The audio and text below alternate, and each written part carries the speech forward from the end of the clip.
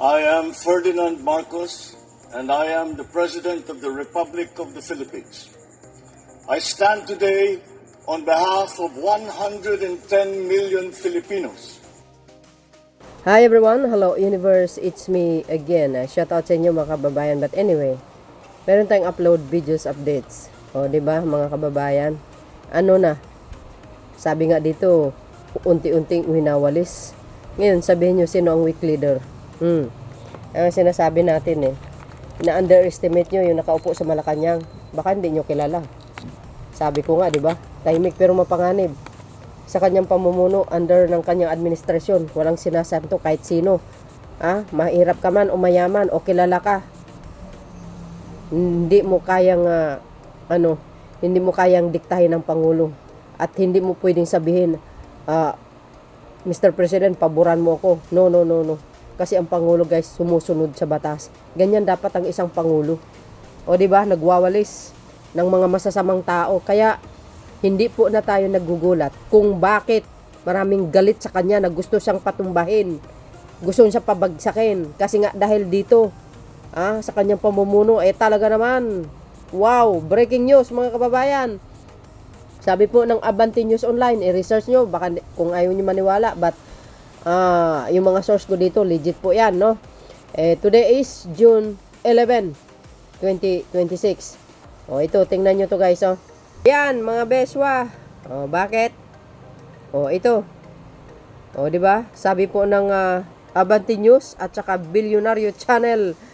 Guys, tingnan nyo, 29 minutes. Breaking news, former Ilocos Governor Luis Chavez Singson was arrested on Thursday in connection with a cyber libel. Oh my gosh. What the hell? Ayan. Hindi pa kayo kontento. Sabi po ng mga nagko-comment bago natin basahin. Bucket list, mugshot, billable offense, yan. It is a legal due process. Philippines under martial law without declaring one. Talaga lang.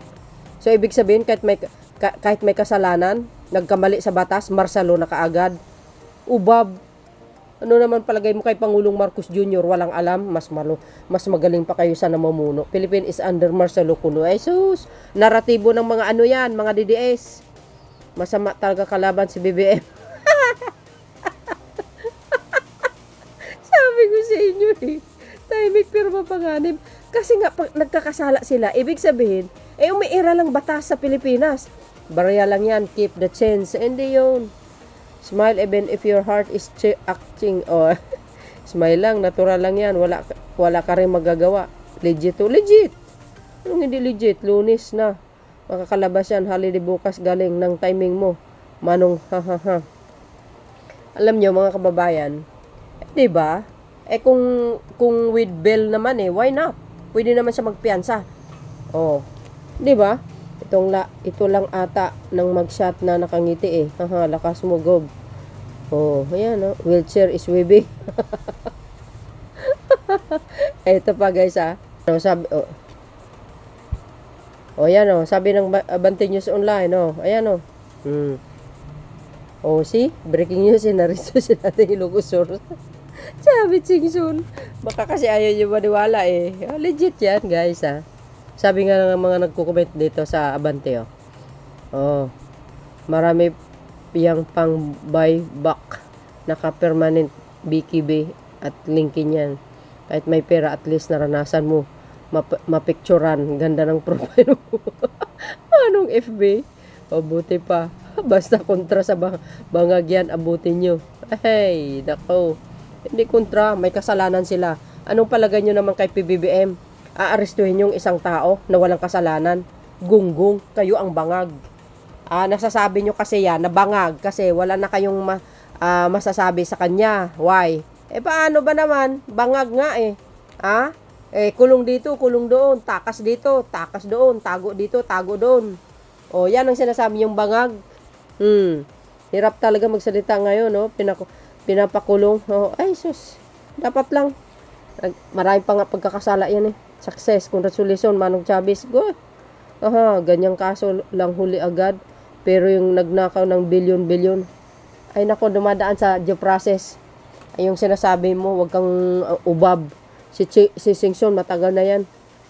Sinuri na yung kaso niyan. Pagkalaban, kasuhan, pagkakampi, imbestiga muna. Natural. Nasa due process tayo. Bakit? Anong palagay nyo kay Singson? Hindi dumaan sa due process? Alam mo itong mga mga dilis nyo to, mga TNGA, BOBO, walang alam. Oh, 'di ba? Sus, ayan, ito pa. Ayan, Bumbo Radio, breaking, inaresto ng mga otoridad si dating Ilocosur, Governor Luis Chavez Singson ngayong Huwebes ng hapon, Hunyo 11, 2026 dahil sa kasong cyber libel. Ayan, kasi see, kayo naman, sabi ng mga nagko-comment, baliwala daw kay Gob. At least, naranasan niya mag-shop. Yan ang legacy ni BBM, libel case, lahat ng nakalaban. So, bakit? Ano bang mga nakakulong ngayon? Sinong nagkaso? Research mo. Is a billionaire. Ay, nako. Natawa lang siya dahil nauna pa siya kaysa mga sangkot sa flood control. Alam nyo guys, kung sa cyber libel, yan dumaan sa due process yan. Natural, 'di ba? Hindi naman kasing bigat ng mga bilyon yan. Natural, dadaan sa proseso yan. Hindi naman basta-basta yan.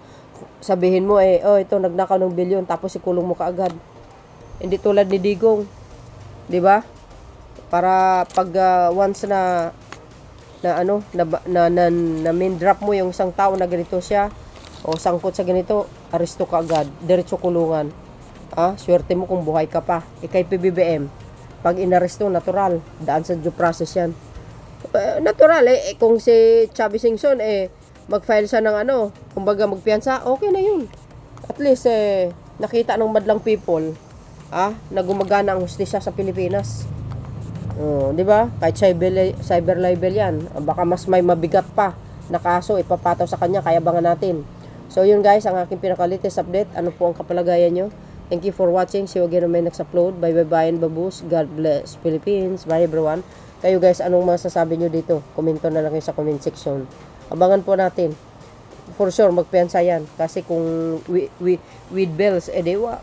Diba? Sigurado, makaano yan. Tawag dito, makalaya. Pero pag Nobel, hindi makakalaya. Pero I think guys, marami pang kaso ito si Shabit di ba? So yun mga beswa. Thank you guys for watching. See you again on my next upload. If there's more, follow me and likes. Hit the button bell para lagi kang updates. Okay? Bye everyone.